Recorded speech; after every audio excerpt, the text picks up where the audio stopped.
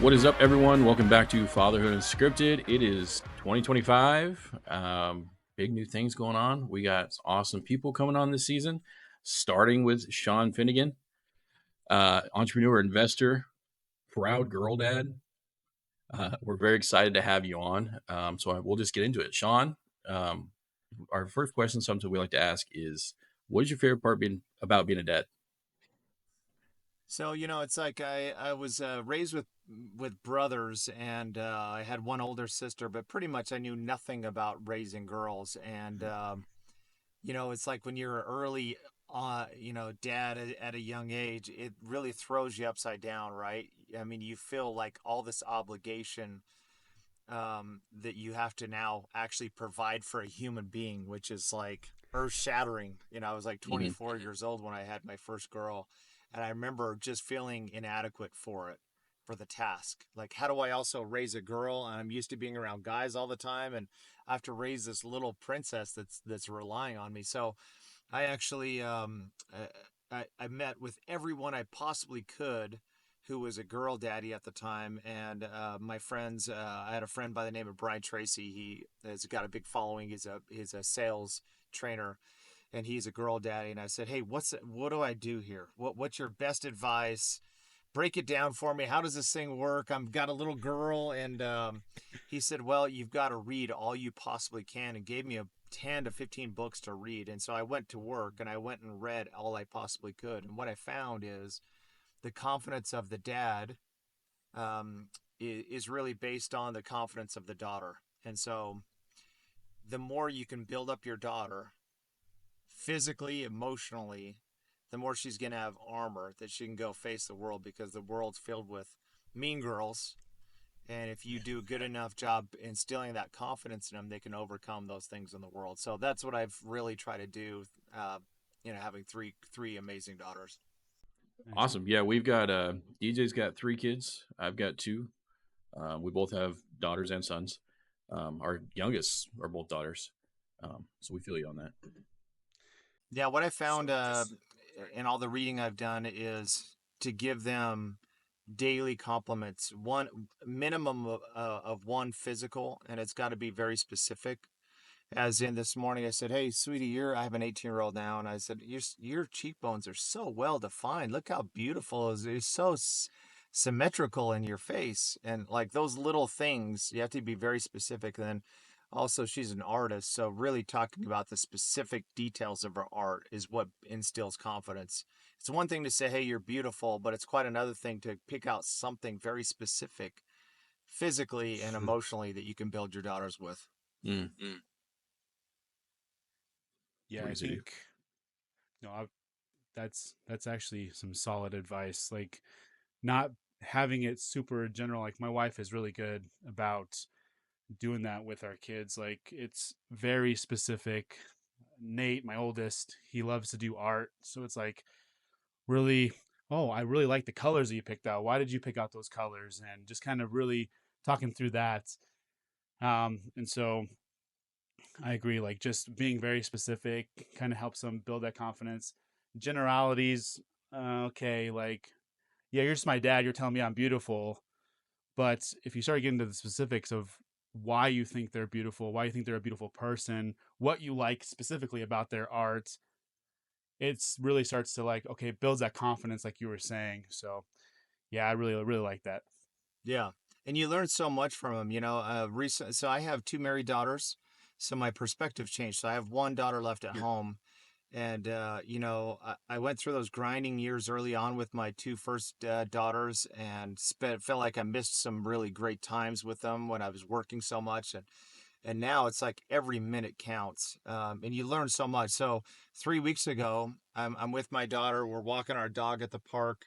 We hear this loud bang across the street, and there's this big accident that happens. Sounds like a big dump truck hit or something. And we look over, and it's a lady that got in a car accident right next to us. And we're maybe like 20 yards away. So we're walking along the sidewalk, and the lady gets out of her car. She sits down on the curb, and she's not hurt, but you could tell she's sobbing as she's calling someone.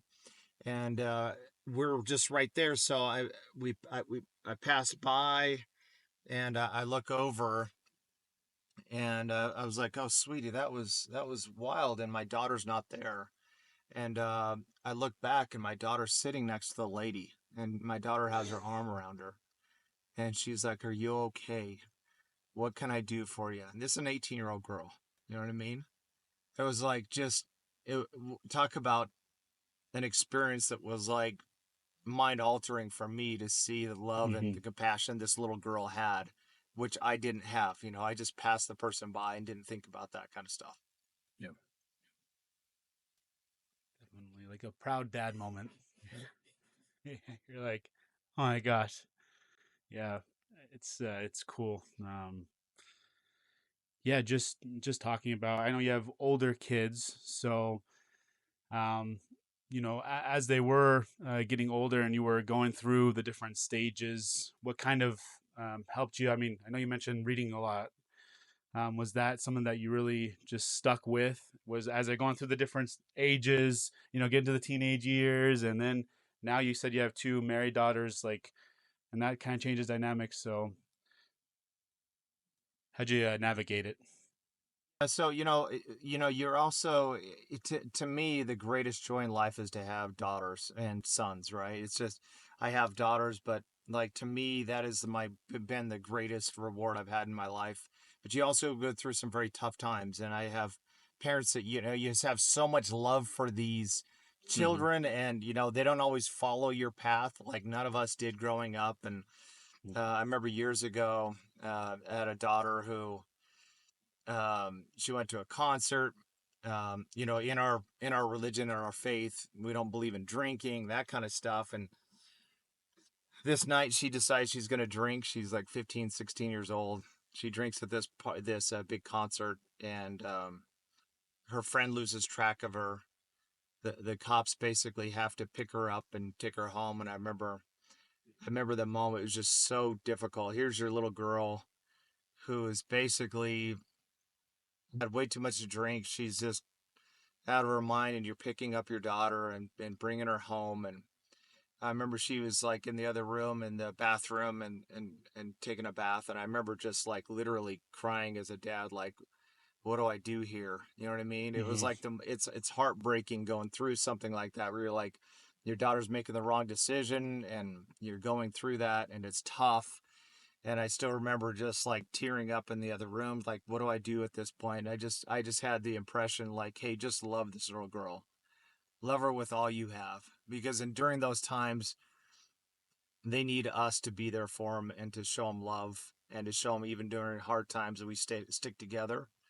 And the next morning, we had this great, crucial conversation where we were able to sit down and talk it through what she learned from the experience and knows that, hey, you can talk to us about anything, right? And you're gonna have to find that. Like we have littler kids, and so we're still finding that balance where they'll actually listen to us. And like with my son, he's gonna be 9 here in a couple months, and so we're hitting that almost early preteens where he just everything he wants to do is by himself. He doesn't want to help with anything anymore, and he's just starting to find himself, which is really cool to see. But at the same time, you're like, man, I am not excited for what's coming. you know? It's the one part of my reading during that time was finding out that hey, parents at our age have a totally different perspective than our children do, at teenagers especially. So teenagers they want freedom, food, and friends, Hmm. and we want future thinking, which their frontal lobe hasn't even been developed. We want safety. We want like, hey, what are you going to do down the road? And it's the complete polar opposites. Interesting thing is, when you become a grandparent, you actually align with their values. So grandparents love freedom, friends, and food, and that's why you hear of a lot of Yeah. your children like, "Hey, I just get along with grandpa or grandma so well." It's because they're actually on the same wavelength. They have the same values, right? But parents have direct opposite values of these teenagers, and it's a challenge. Hmm. Yeah, you find that like I say like we always wanted to spend time with our grandparents with kids, and I can see how my daughter wants to spend time with my mom and my dad, and then my parents want to do something. I'm like, why are you doing that? You're going to drive me insane. You're like completely undoing what I've done. Yeah. Yeah, they're on the same wavelength as your, especially your 12-year-old. for sure. You know, DJ will get there. His kids are really close with his dad, and they have some fun times. Yeah, it is cool to see. Like my dad, I don't know how he does it, like, but he'll spend all day playing with them, and like I'm tired watching them play, and my dad just going, going, going, going, going, and it's cool to hear you make that connection where they're on the same wavelength, because it actually makes a lot of sense now that I'm thinking about that's my dad playing with them. Is like he just freedom, fun, Yeah. friends, like that's just where he's at. Like that's just, it's just enjoying life. And that's where the kids are. Like they just want to enjoy life. They want to play with their toys, play outside, play on the playground that we have in the courtyard, and just Yeah. just enjoy and being with them. So it is definitely a true statement. And it's like, wow, it's like the light bulb went off. Yeah. Like, oh, that actually makes a lot of sense. Right. Yeah. Yeah, your dad also has the perspective, right? He has kids that are married and on their own, and here it is. You just realize the value in that in life, right? So it's like how I have my perspective with my youngest daughter now. Every minute counts, and every minute I have with my married children, I mean, it is precious. So literally, I'm scheduling. We just got back from Arizona for 7 days with a family, and it's like the best time spent. I mean, you really value this. So your dad's in that position where he like values this so much, and he doesn't want to leave those kids, and he wants to play with them all day long, right? For sure. That exactly it. So Yeah. yeah. But yeah, I mean, talking about just knowing that time is precious, and I know you said you worked a lot, so you missed out on a lot of time. Yeah. What advice would you give dads now, like new dads and like dads have younger kids, to be able to realize that earlier on, so they can make sure they capitalize on that time with their kids while they're young? Yeah, so I met this guy. His name is Kelly Cardenas, and I went to an event, and he's got the coolest hair I've ever seen. He's got dreadlocks. And I saw that he was holding a journal. And so I went up and talked to him, and I was like, hey, great to meet you. And he's holding this journal. I said, hey, tell me, are you good at journaling? That's something I'm not great at. And he said, no, I do this for my family. And I said, help me understand. What do you do? And he said he basically sits down on a regular basis and he writes a full page letter to each child, including his spouse, on very specific things, right?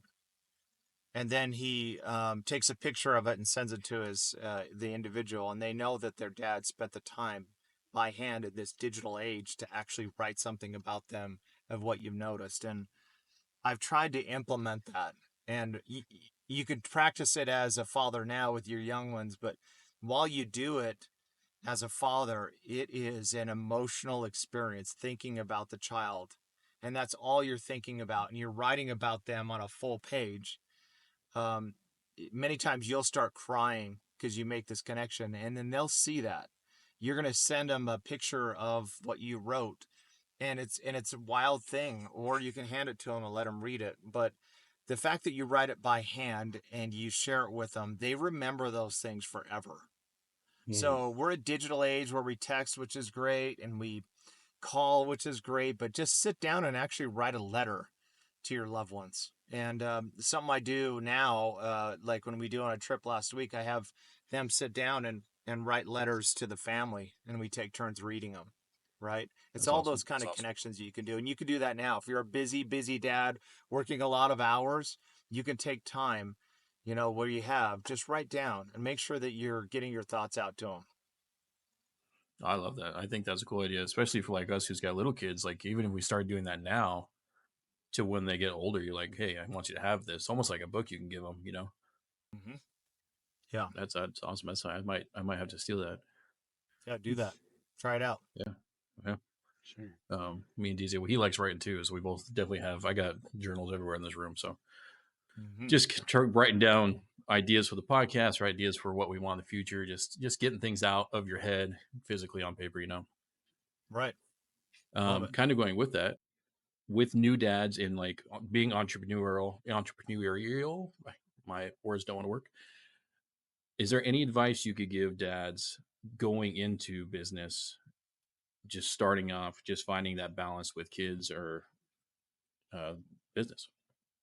Yeah, so years ago I read this whole, Napoleon Hill is one of the greatest thought leaders, right, of our age, and he actually wrote decades about fathers specifically, and he talked about fathers in their 20s and in your perspective in 20s versus 30s versus he went through decades. And 20s, you're just trying to make things work. I mean, been taught for 20 years, hey, you got to put food on the table, you got to go get a job, you got to go to college, you got to do all these things, and all that stuff's lining up. And your whole mission is to put food on the table. And so those are the grinding years into your 30s.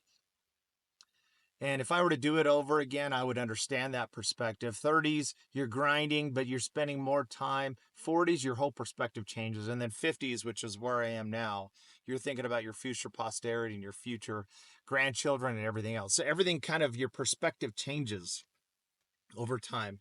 So for the dads now, it's like, it's just like if you only have 30 minutes a day, which I did. I mean, I worked at an ancient company called AOL Time Warner back in the day, and I would leave before they would wake up, and then I'd be home with them for 30 minutes. I'd read a book, and that was it. But if you only have 30 minutes a day, just put all the distraction aside. Just put it all aside and just make that the very best 30 minutes. And they'll see, hey, my interaction with my dad was incredible. Because those are the things they're going to take away with in the future. So if you have limited time, just make your time count. I love that. I love that. It's all about the whatever you prioritize, right? And that's kind of like putting it all down and saying, okay, if I got 40 minutes, how am I going to spend it with them? How am I going to Yeah. make it the best 40 minutes they've ever had each day? And it's not going to be easy. It's probably wasn't. It probably were days you're like, I am exhausted mentally, physically, and I feel like I have nothing left in the tank. But we actually talked about this, I think with Polly Long, but just saying like kids, they wait all day for dad to come home to spend even the 30 minutes. And when you come home and you are on your phone or you don't want to spend any time with them, it's heartbreaking to them because they're like, this is the thing I've been waiting for all day long, and he could care less. Yeah. Even if like it doesn't, like, maybe later on in life they'll realize like he was just tired, Yeah. but in those moments it's going to be like dad doesn't care about me, Yeah. and it's going to stick with them. So it's great that like you took the 30 minutes you had and you wanted to give it your best. What advice would you give, like, if, like, you feel like you have nothing left in the tank? Yeah. How do I kind of like charge my battery enough to give it to my children so that they have the best 30 minutes? Yeah, so it is tough. Men have a certain amount of words you're going to use in a day, and generally use them up. So by the time you get home, you're like done with words. You're just like wanting to veg, and it is very difficult. But if you could do Mm-hmm. some kind of activity, something that is interesting to the kids, you're going to be able to dig in. One of the things I've done recently is I've taken my daughter to as many meetings as I possibly can. She's a busy girl, senior in high school, but I actually take her to, I'm a big networker, so I build a ton of relationships in business. And I take her to every possible event I can because I want her to see, it's so great for them to see what their dad does, Yeah. Yeah. and Mm-hmm. they see that their dad's respected, and they see that their dad knows a lot of people, Yeah. and it's crazy. Sometimes you don't know what they pick up when they're at the event, but all of a sudden they'll come out like 2 weeks later, they'll be like, hey, I learned this about XYZ, and they pick up certain things. So Mm-hmm. it's a great hack anytime you can. It's harder with little kids, but even if you could take one child to a networking event, I mean, the people in the room love it, and they think Yeah. it's so cool that you're with your son or daughter in an event. But it's absolutely, try to incorporate them in your business as much as possible. That's kind of something we've tried to do is with the Fatherhood Unscripted. We've tried to find that balance because everyone's like, "Oh, you really have your kids on the internet," but at the same time, it's like, well, we want to show you that we actually are dads, and we want to include the family. It's not like we just want to get on here and just, oh, it's the Alec and DJ show. It's we have families, and that is the base of our podcast, um, and so that is really cool. It's something I do with my kids. Like my daughter's really into art, and so I do a lot of Canva and like graphic design stuff for social medias. And so I do have her sometimes like, "Hey, babe, what do you think of this?" And I kind of get her opinion on things. And she'll like, "Oh no, that doesn't look good. I don't like these colors." But still, it's fun having her doing that. And at the same time, she's kind of learning. Oh, she can kind of use this stuff for the future if she wants to. Yeah, love it. I'm in a, so I have a business called Tax Hive, Mhm. and we teach, entrepreneurs how to basically set money, put money back in their pocket as opposed to paying high taxes, right? So stack up Mhm. deductions so you can offset. And a couple of strategies you can do, especially as a parent, is you can actually pay your children in your business $16,000 a year, and you don't Hmm. pay taxes on it, right? So you pay your children that that amount. And I thought, what a great way to build future generational entrepreneurs and great workers is you as a father and a parent can sit your children down and say, okay, hey, we have this family business, we have a podcast, everything else. This is what we're doing as our business. We want to start paying you some of your expenses every year and get their buy-in and have them contribute and show them that you can actually build wealth and build a business and everything else by incorporating your family members in it. Yeah, definitely. I know, like my parents, like they're always like, "Oh, save every dollar and all this stuff," and then they would all work as hard as they can. Where it's different for me and DJ because we do feel that like we need to work hard for our families and stuff. But at the same time, we want to rewrite the script and be that difference in our family to where we can start building for our family and change from just making it in our families like we did as kids to living with our family and actually be able to be there and spend that time with our family because we have the podcast or other things in place. Yeah. Yeah, I mean the tax code's written for business owners, and you can really build some real generational wealth by using, working with your family member. I think from the children's perspective, seeing what you do, seeing that they're part of the family business, seeing that how they contribute to the whole mix, I think it's a great way to build your future entrepreneurs in your family. Hmm. Definitely. And I'll show like my son some of the videos that we've done. He's like, "Dad, is that you?" And he's just like, his whole world lights up. He's like, "That's so cool!" Like, just he's like, "There's Dad," and then his brother's like, "Dad," and so it is cool. Like when you start to incorporate them, like what it does for you too.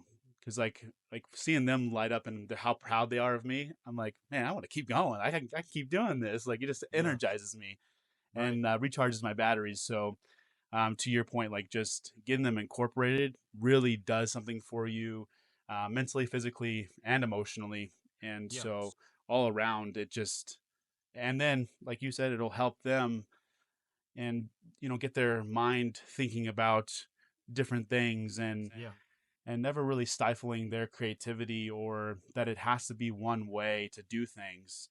If you want to be an employee, you can be an employee. If you want to be an entrepreneur and you want to own your business, you can do that. And it just like really just gives them all these outlets to, okay, I can do whatever I want in my life. I yeah. just have to go for it. Yep. So, And you're right. You benefit so much from mentoring. I recently I've been mentoring at Utah State Prison. So I have a friend that runs a non-for-profit called DeFi, and what he does is he brings in business mentors to help mentor the inmates. And he doesn't call them inmates. He doesn't call them prisoners. They call them future entrepreneurs in training. And I've done it twice now. And I remember the first time I didn't know what to expect. I expected them to be in some kind of building. We just walk into the building, but this thing was a pretty wild experience. We pulled up.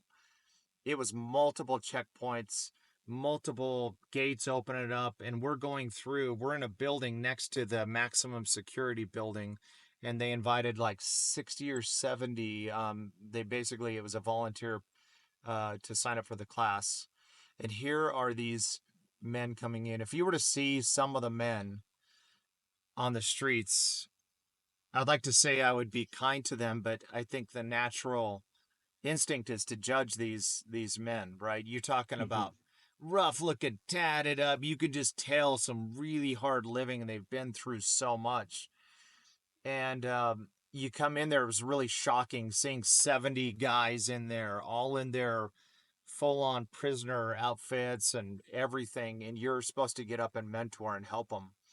And one of the things they had the prisoners do was to fill out a timeline of their life and what big things have happened that affected their life. And it was the wildest experience seeing that, one of them got up and he's like, okay, I started drinking at the age of 8. I started doing drugs at the age of 12. I got married at like the age of 18, 19. One of my, the competing gang members threw a brick through my window and tried to kill my family, and I chased him down, I'm in here for attempted murder. That's the kind of stuff you hear. It is like the hardest. Hmm. And as you're hearing these and hearing their stories and what they've been through, if you have a certain size of compassion, your compassion grows exponentially leaving there. So if you have a box, it enlarges that box of compassion for people. And I remember looking around just like, this is where, if Christ was on the earth right now, he'd be spending Hmm. time with the fringe kind of people, right? Hmm. And it's like, and then I went again the second time, and I went with to the women's prison this time. And in my little group, I had a 27-year-old, so my daughter's age, another 25-year-old. Each of them were in for murder. And here it is. I'm like with these girls. It was like heartbreaking to hear their stories of how they were bringing, and it just changes your whole perspective. Mentoring, you know, I left there. I felt like a different person, completely transforming the last like 90 days.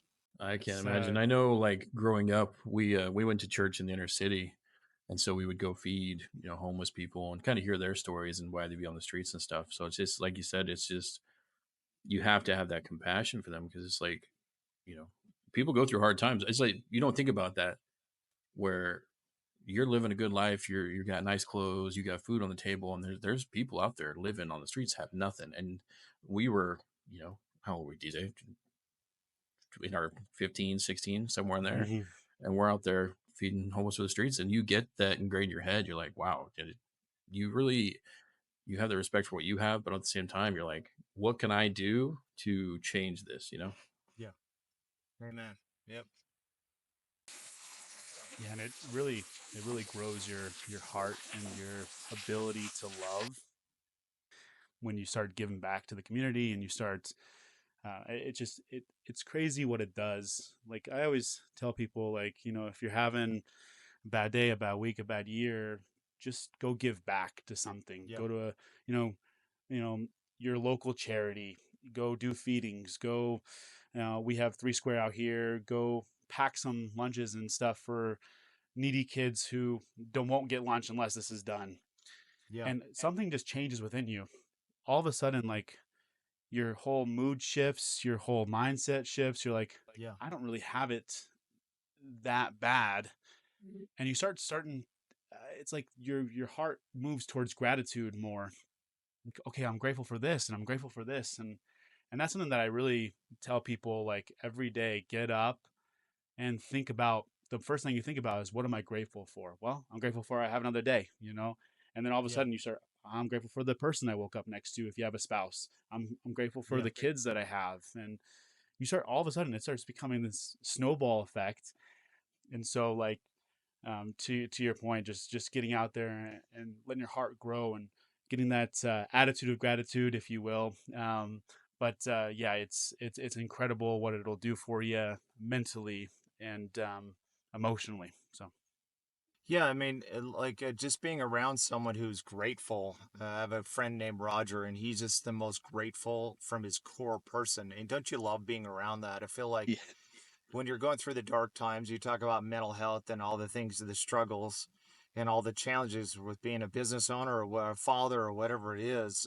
Anytime you can focus on the gratitude things, the better.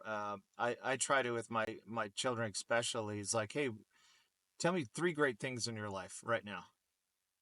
And trying to get him in the habit. I have a friend who had a daughter that was just constantly complaining about everything, school and everything else. And to try to change the tide, he would say, okay, I'm happy to hear anything you have, all the hard things, but tell me three great things going on in your life. And it's just that change of perspective to really think about all the great stuff that we have. I mean, the fact that we woke up today and we're breathing right now, we just hit the lottery. Look where we Mhm. live. We live in one of the greatest places on the planet. We have children. There's so much, right? And we have pity parties and we get in our own way a lot of times. But the more we spend in that, it does rewire your brain. For sure. Yeah, that's And it something I had keeps to you do. centered. So, 3-ish years ago, I worked for a job I loved. I was like, oh, I'm moving up and I'm doing all the stuff I wanted to do, and then everything shut down, and I just completely went like, I don't know what to do. It was right in the midst of COVID, so like no one's hiring, and so I was like, went from being around guys I liked hanging out with every day to being completely alone because my wife's at work, kids are at school, and so I had some really bad thoughts, and so just having kids, having people like DJ and my wife in my life, just and remembering like, yeah, life sucks, but it's not going to suck in a year, That's and right. it just helps you get through those hard times when you have Yeah. that connected people and those people who you have to remember those what's in your life and you remember those good things. Yeah, it's hard to when you're going through the moment. I remember when I lived in Tucson. I loved Tucson, Arizona. I loved working for the company. I loved what I was doing. One day I get laid off, and we have very little savings. And I remember sitting out on that curb, calling my wife, just like it is the scariest moment of Hmm. your life as a father is supposed to be putting food on the table and paying for bills, and you just get rocked to your core because you just got laid off. And in that moment, it feels so terrifying and scary. And I remember my heart just up into my chest, worried. Like, what am I going to do now? It was so abrupt. And I remember being out, I literally left the building and I stood out on the corner, just like, I don't know where I'm going to go. And it's not until you go out and, I literally loaded up my a U-Haul, and I drove back to Utah and I got the most incredible job. And then I built the most incredible business, but it was only because, that door shut. Had that door not shut, I would have still been doing 70 hours a week and probably still been there. You know what I mean? So it's like, Hmm. you got to just, every time you've had one of those hard moments, the door shuts, another one opens, right? And that's what, but you don't see that in the moment. It's still terrifying. In the moment, Yep. you do not see the open door. All you see is the door shut. Yeah, I feel that because like when it happens, I went 2 years with no job, nothing, to just kind of finding myself again. And then this time last year, it was, yeah, on the second last year, I found refound my faith after years, and me and my wife finally went back to a church, and we went from knowing really nobody out here in California to we have this huge group of people now we love. We're going to Texas next week with them to a leadership conference, It's amazing. and it's just crazy how much life has turned around now. But like you said, we don't see it in that moment. No, so scary. Mhm. Yeah, and you start like you're scared. You don't know what's gonna happen. But I was reading a post, and it was saying, like, if you start thinking about, because you're like, you get into that comparison, right? You're on Facebook, you're on Instagram, you're scrolling, you start seeing people doing stuff like, they're going out to Hawaii or what you wanted to do, and they're going to Disneyland with their kids, and you're like, why can't I afford to go to Disneyland with my kids? And you just get into that your head a bit and say, okay, why am I not that far along? One, we're only seeing a snapshot of people's lives, so really it could have been they got in a lot of debt. It could be that they can't afford it. That's also true. But it's crazy if you start thinking about a couple years ago, what did you want for your life? I bet you have what you wanted 2 years ago. Mm-hmm. And then in 2 years from now, you'll probably have the life that you're thinking about having, but it won't be good enough if you're not constantly staying in that mode of being grateful and constantly like journaling and writing where you were and where you want to go, and start documenting everything, because it's just like, even like with weight loss and stuff, sometimes the scale will lie to you, and you're like, I'm not getting any progress. But if you start taking photos, you start doing measurements, all of a sudden you start realizing these subtle things that are changing. You're like, oh, I am making progress. The scale is not the end all be all. And so, yeah, I think it's great I have a to. great friend. He calls them just focus on inch stones. Right. I have a friend who called me. He was on the one of the darkest moments of his life a week ago. Called me up. He was bawling, going through a divorce right now, and it's Ooh. nasty. It's already he's just got the news. I mean, he's like in a dark place, and I said, well, let's just focus on some inchworms, man, or inch stones, right? It's just like just what are just during those my most stressful times, I'd make a list of things to work on, just little things. Just get yourself active and going, because sometimes you get shocked and scared that you get frozen, and that's not a Mm-hmm. good thing. You got to be actively doing something. Like, man needs a mission, right? We need a mission, something to do. So even if you're starting with a list of things to do, like my first business I started was in 2009, and I came from a father who was a bookstore manager, and so I didn't come from money in any way, shape, or form. I started my first company 2009, which was during a recession, and so I didn't have an office at the time. I was unemployed at the time. I was going to a sandwich shop with a couple other people and planning out my future. And I built this spreadsheet, and in the spreadsheet, it said that I would be a multimillionaire if I executed these numbers and did well. So I was really excited. I was like, I got this spreadsheet that says I'm a spreadsheet millionaire, and I'm really excited. So for the first time in my life, I went out and raised funds. So I raised 1.5 million from 23 investors. About 20 of them told me no. 23 of them said yes, and I was able to raise 1.5 million for them. And I remember the day going on to LinkedIn. My parents were so proud of me. My neighbors thought I was crushing it. I had 1.5 in my operating account. I had a nice team of people, and I had a plan that said I was going to crush. And I remember feeling like I literally was like the king of the world, coming from a father who was a bookstore manager, no money, to having 1.5, and I was so stoked. And Kevin O'Leary says, in business, poo poo happens, and for me, poo poo happened over the next 12 months. And I tried everything under my sun. It was a live events business, so was just trying to figure out the model. So I spent all this money just trying to figure out how to put the right people in the room to see the speakers, everything else. My first speaker was David Bach, the automatic millionaire. I paid him 70 grand. My direct mail hit 2 weeks after the event. So I had 30 people show up with 500 chairs, and I'm this great promoter. And over the next 12 months, I ended up losing the 1.5, gone, poof.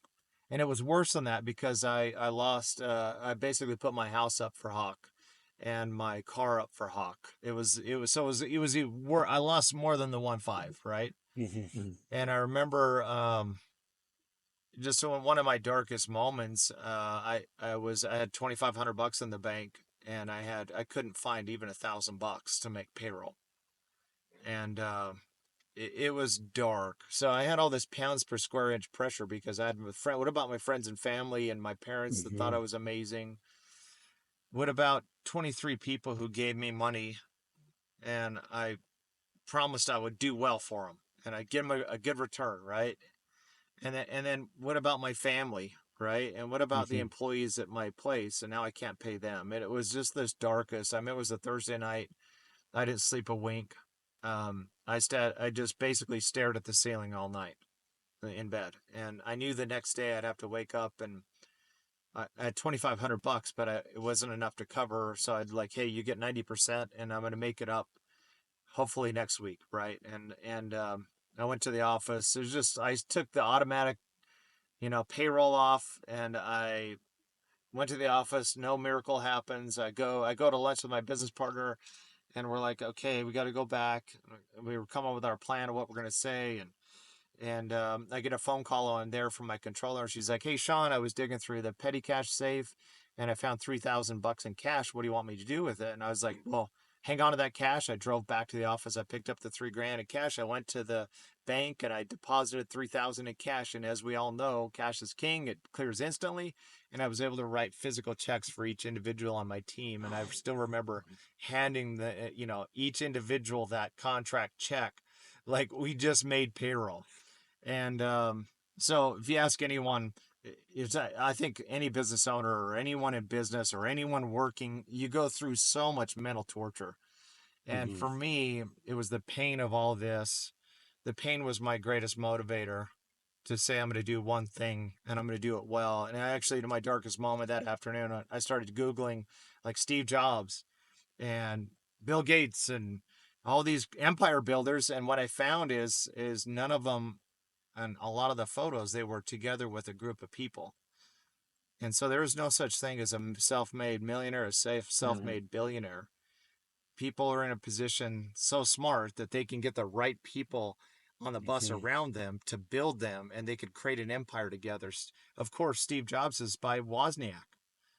Steve Jobs, he got his start in tech at Atari, trying to fix their chip problem. They couldn't fit the chips in the Atari. Well, Steve would pick it up and he would take it out the back door, hand it off to Wozniak. Wozniak was a brilliant dude. He'd go and fix it. And Wozniak is the one that fixed the Atari's problem, right? But these guys all and gals, they built it. They built it with other people. And so from that Mm-hmm. moment forward, I said, I'm going to build relationships in business. I'm going to get very comfortable being uncomfortable. And I'm going to go up to random people. And so I built relationship with two guys I knew from previous business, built two of the relationships in the past. They became my partners. They brought resources to the table, literally money to the table, and a bunch of relationships. And we went on this run and I was able to pay off the 1.5 plus interest. It was like 2.1 by the That's time I got awesome. everyone out. And I met with each individual and I was like, look, I was at death's door. So I'm going to get you off so I don't have the pressure of you guys on my back. I'm going to give you a good return. I was able to give them all back their money plus a return. But it was only because I built a relationship. And it was that moment of humbling yourself and not having the pride and understanding, hey, you have limitations and you need to get Mm-hmm. people who are strengths around you and build a team. I think, people a lot of times are scared to ask. And so that's something with when we started out the podcast, we were by ourselves because they're like, oh, no one's going to be on our podcast. And it just took us to start messaging people. Like I have like a little thing like, hey, this is Alec from Fatherhood Unscripted. This is what we talk about. We'd love to talk to you. And you never know who's going to get back to you in Yeah. a million years. You don't know who you're going to talk to. And we've had some awesome guests, and we keep continuing to get awesome guests like you. Yeah. And it's just because we asked. And you just, Yeah. like you said, you got to get that comfortable being uncomfortable. And when that happens, the world opens up. Well, and also it's the start that stops you, right? The Mm-hmm. fact it's in the book, The Seeker, is where your focus goes, your energy flows, right? And once you got your focus there and your eyes were set on that target, all of a sudden you're eating dinner on that. You're just like, I could get this guest, or I could do this, or we could change that. All that energy starts flowing into what you do, and you end up doing it. I had a friend that was trying to do a podcast, and I hadn't seen him for a little bit, but he spent 15 to 20,000 because he was waiting for everything to be perfect. He built out a studio. He probably spent more. He probably spent 50,000. So I didn't see him for a bit. I was like, hey, how's your podcast going? He's like, I haven't really started it yet. And I was like, well, why? And he's like, I'm waiting for this spinning camera that goes around. Then I'm going to shoot. And I was like, dude, I'm going to fly down to Arizona. We're going to sit down and I'm going to do your first podcast together with you. And we did it. And then he has filmed like 120 cents and he's Wow. crushing it in his podcast. And it's only because that start is what was stopping him. Just Mm-hmm. start, and your first one's going to be your worst one. And you're going to be like robotic and you're not going to know what to say. And then all of a sudden, you start getting more comfortable and Right. you get better and better at it, right? Yeah, that's how we started. We had crappy mics, and we just sat down at DJ's table one time. We were Mm-hmm. visiting, and we're like, let's just do it. And now we're I think we're 7 episodes away from episode 50, so we're rolling. So anyone watching this, you have something burning on your mind. Mm-hmm. The universe, God is telling you to do something. Go out and do it. Yeah. And you're going to be horrible at it for a while, maybe. but you'll Yeah, get better and better. we're still not the best. We've been doing it for a year and a half now. We've got better equipment now, Yeah, and we make do with what we got, and it's awesome. this is what we love. So we're gonna keep doing it. Nothing better. Mm-hmm. Yep. Congrats on that many episodes, Thank you. man. That's a lot of discipline and time. Well, thank you. For sure. Thank you. Yeah, it was, I think a lot of people, they're scared to get started because they're scared of failing. Mm-hmm. And I tell people, I'm 100% sure that you're going to fail, but it's what you do with that failure that really defines those moments. Either you pick Yeah. yourself up and you keep going, or you let it define you and you stop doing what you were trying to do to begin with. And if you want success, it's just about just doing it. I know, like, Nike has that slogan, just do it. Yep. It really is that simple. Yeah. And yeah, sure, you'll fall on your face. Sure, like, you'll find people that, are further along, and you can plug into them and learn from them, and they can teach you from their mistakes. And that's what I highly recommend. That's the kind of like the fast pace of things. Like, get around people that have been doing it for a while and learn from some of their mistakes. But it's not going to keep you away from the blemishes and the failures. You're going to have to go through some of your suck, and becomes your journey, and you get to tell people how you went through it and how it shaped you and how it made you stronger to keep going. And so, yeah, no, I I like was just I was do it. listening to a train. It was like basically I'd listened to tons of podcasts, and this one was on history, and they were talking about Romans and the way they built, and they had bricks that they made that were the sun baked bricks. But if they put fire to to the brick, it became 5 times stronger. And that's how life is, right? I think what people do is they either won't start, or they've tried, they've had a failure, and then they will never go back. They'll never ever try to do it again. Those are the two things like that keep you from moving forward. It's like, oh, I tried that already. It doesn't work. Well, you probably just figured out one way it doesn't work, but you can actually take that, and it's going to help you. It's going to happen for you, not to you, and you're going to be able to, build on that in the future. 100%. Yeah, it's just you get forged in that moment, and it makes you stronger when you are under the pressure. Mm-hmm. Mm-hmm. Yep. That definitely applies to everything, even fatherhood. I know a lot of people will say, "I'm waiting for the right moment to have kids." It's just never. It'll never be the right moment. You think you'll be financially prepared, and then all of a sudden, you realize how expensive diapers and wipes and formula and all those things are. And it's just like, if you want to be a dad, and both you and your significant other are on the same page, you guys want to start a family, just start a family. And life will start coming at you, and you just have to figure it out on the fly. And but yeah, you'll never be fully prepared for something. You just have to go through it and learn from it, and just keep moving forward, like you were saying. Yeah. Yeah. Amen to that. So true. Well, as we kind of wind down, is there any advice, just one thing you would tell new dads, old dads, in any stage of their journey, that is that one thing that has stood out to you that you would just, hey, this is what I want you to take from fatherhood? Yeah, yeah. For me, it's all boils down to one.